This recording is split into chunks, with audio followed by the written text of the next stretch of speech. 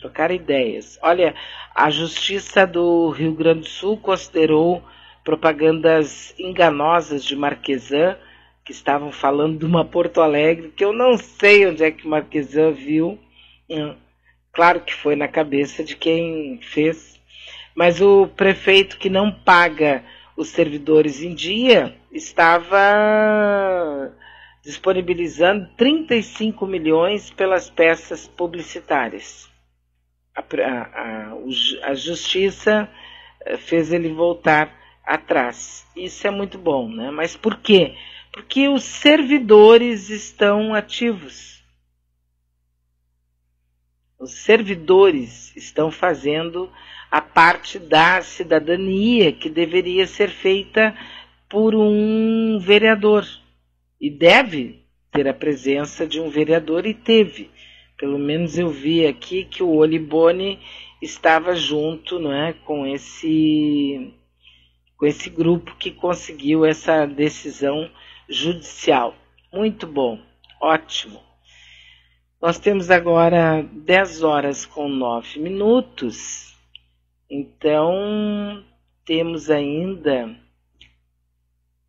algum tempo aqui para lidar e conversar com os amigos sobre o que está acontecendo, né? Por aqui. O que está acontecendo por aqui. Aqui uma pessoa me deixou ontem à tarde uma pergunta. Bia, eu sei, mas não estou atualizada sobre o que é o integralismo. Afinal de contas, eu sei um pouco lá do tempo ainda, né, quando o Brasil quase se alinhou com o Terceiro Reich e tal. Eu tenho alguma memória sobre isso. Então, se tu puder trazer alguns fatos e nos atualizar sobre o que significa os integralistas, né, o que eles significam agora.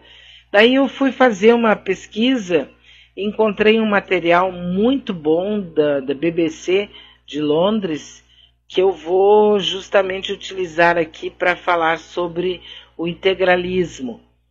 Quem são os integralistas hoje no Brasil? Muito interessante. Integralismo, um nome que para muita gente estava guardado numa gaveta antiga desde a era Vargas, se tornou um dos termos mais buscados por brasileiros nas redes sociais. Eu sou Ricardo Senra, sou repórter da BBC News Brasil aqui em Londres, e hoje eu falo com vocês sobre o que é o integralismo, um movimento de extrema-direita popular nos anos 30 e que agora voltou à tona com um ataque à bomba na produtora do canal Porta dos Fundos no último dia 24 de dezembro. Nesse vídeo, a gente também vai entender por que o integralismo nunca deixou de existir no Brasil. Quem me disse essa frase foi o historiador Leandro Pereira Gonçalves, um professor da Universidade Federal de Juiz de Fora e autor de uma série de livros e artigos sobre o integralismo, incluindo uma biografia de Plínio Salgado, criador e figura central desse movimento.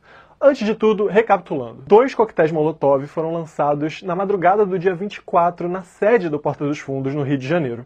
Houve princípio de incêndio no local e ninguém ficou ferido. No dia seguinte, um grupo usando o nome Comando Insurgência Popular Nacionalista da Grande Família Integralista Brasileira divulgou um vídeo reivindicando a autoria desse ataque. No vídeo, esse grupo sugere que o ataque teria sido uma represália ao especial de Natal produzido pelo Porta dos Fundos e veiculado pela Netflix, em que Jesus é mostrado como gay e acompanhado por seu parceiro, Orlando. Mas no dia 26, a Polícia Civil do Rio de Janeiro disse que o grupo, que tem esse nome longo que eu falei para vocês, negou o ataque. O vídeo é verídico, mas não se sabe se realmente foram eles, disse a polícia. O professor Gonçalves estuda o integralismo há mais de 20 anos. Ele me explicou que o movimento, na verdade, se pulverizou desde meados dos anos 70. Segundo ele, abre aspas, o integralismo é a expressão máxima da extrema-direita brasileira. Ou seja, não existiria na nossa história nenhum movimento com tanto impacto representativo e simbólico. Depois da morte do Plínio Salgado, em 75, especialistas como o professor Leandro Gonçalves e o professor de História Contemporânea Odilon Caldeira Neto dizem que começa no Brasil o chamado neo-integralismo. O neo-integralismo seria a fragmentação dos integralistas em diversos pequenos grupos neofascistas, que trazem novas características ao integralismo tradicional lá dos anos 30, mas se mantêm ligados por uma simbologia original. Mas enfim, o que é o integralismo e que simbologia é essa? Historicamente, o integralismo não se caracteriza por ações necessariamente violentas.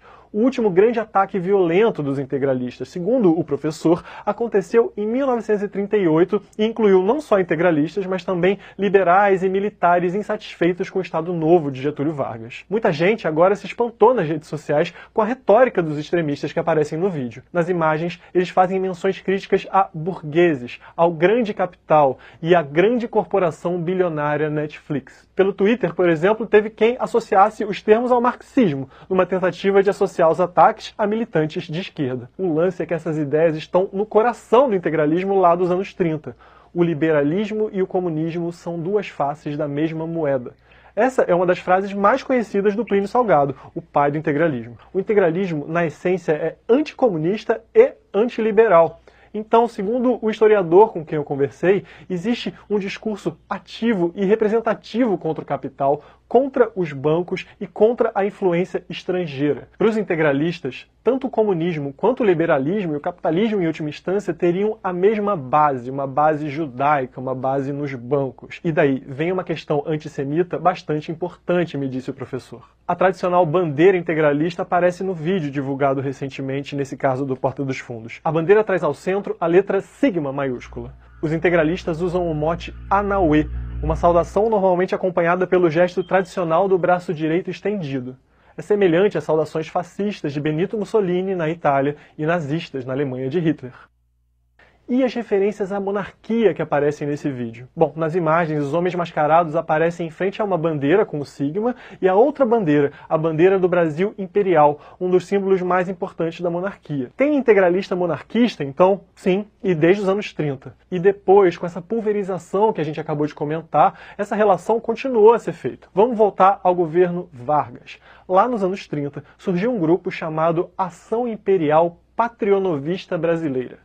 Eles defendiam um terceiro reinado nos anos 30 e também apoiavam o integralismo. Depois do Estado Novo, em 37, a Ação Integralista Brasileira, que foi criada pelo Plínio Salgado, passou a existir na ilegalidade. No mesmo ano, em 37, quando aconteceu o golpe do Estado Novo, Vargas ofereceu o Ministério da Educação ao Plínio Salgado em busca de apoio dos integralistas. Mas a oferta não se concretizou, Vargas foi enrolando e em maio de 38 os integralistas, insatisfeitos, atacaram o Palácio do Catete com o objetivo de derrubar Vargas. O levante integralista fracassou e mais de 1000 homens foram presos. Salgado, nessa época, se exilou em Portugal e ficou por lá até 1946.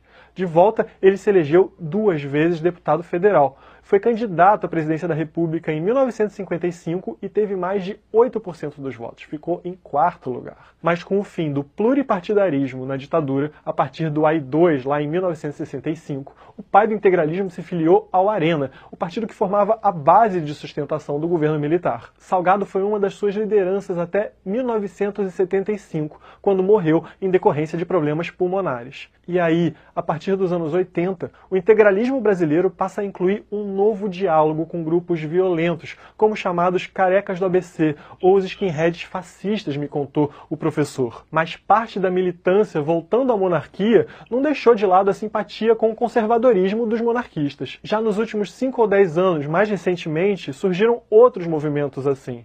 Um dos mais importantes fica no interior e na Grande Rio e também une uma simbologia forte da monarquia e do integralismo. Tem forte presença de armas e de policiais, o professor também me contou. Essa herança de defesa monárquica, portanto, dentro do integralismo, existe e se mantém até hoje. Aliás, e atualmente, como anda o integralismo no Brasil? Bom, as principais células integralistas estão em São Paulo e no Rio de Janeiro, segundo especialistas, e elas podem ser encontradas facilmente nas redes sociais. De fato, a gente encontrou um monte de grupo com bastante facilidade. Eles usam os termos integralistas, a simbologia integralista, e eles dialogam intensamente entre si, trocam fotos de eventos com bandeiras da monarquia e até armas pesadas, pedindo, por exemplo, o fim da República. Há também grupos mais moderados. Um dos principais grupos contemporâneos, mas não o único, é a Frente Integralista Brasileira, chamada FIB. Em uma nota enviada à imprensa, a FIB informou que tomou conhecimento do vídeo pelas redes sociais e eles disseram que não tem nada a ver com aquelas imagens. Eles falam, inclusive, que aquele é um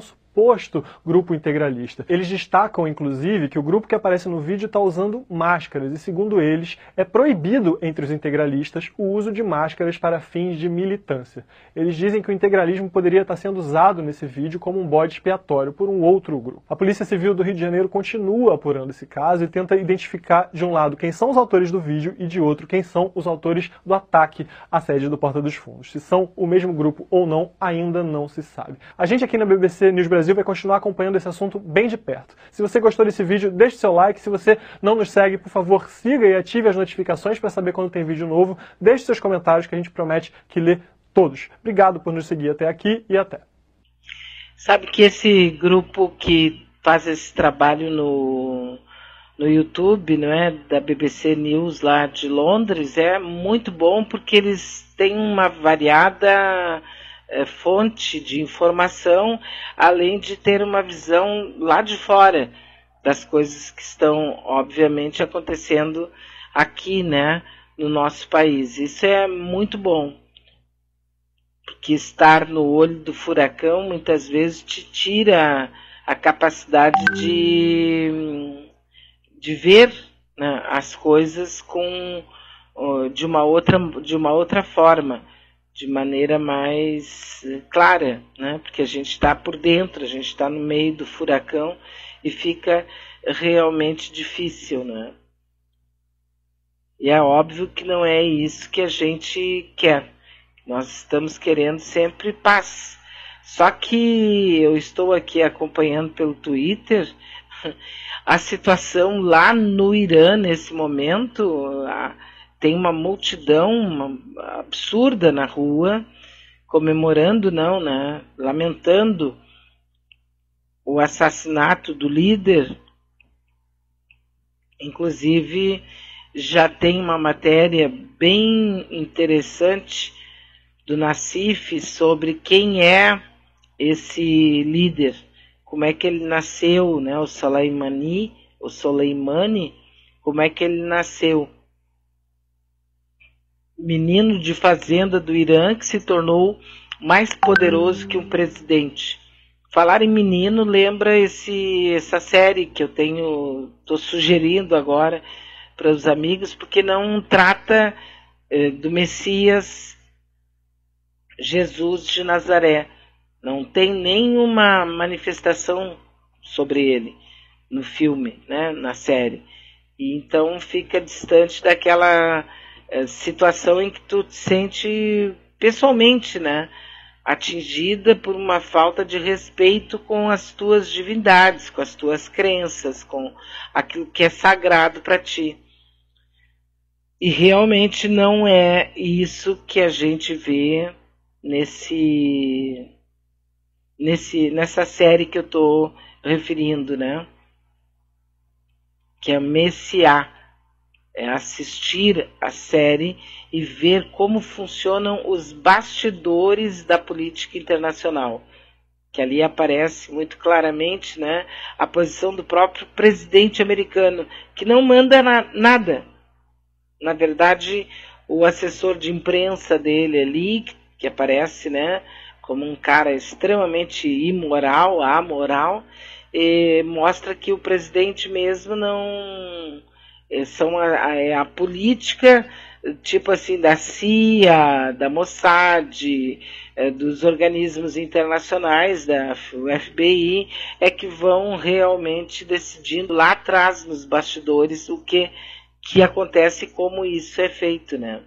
Esse assassinato do Soleimani aqui, isso pode significar a escalada mais dramática nas relações entre Estados Unidos e Irã desde o início da guerra do Iraque, lá em 2000, né, 2003, por ali, né? Uma situação muito, muito difícil, extremamente difícil, que já estão, inclusive, falando em terceira guerra mundial, que não vai acontecer. Por favor, né? Não estou aqui, não tenho condições de confirmar isso que eu estou dizendo, mas com certeza é tudo que a gente quer, né? O que saber sobre o ataque aéreo dos Estados Unidos em Bagdá? Bom, Trump foi o que ordenou o ataque aéreo diretamente que matou o Qasem Soleimani. Pompeu diz que o ataque salvou vida nos Estados Unidos. É sempre a mesma história, né? Irã promete uma dura vingança.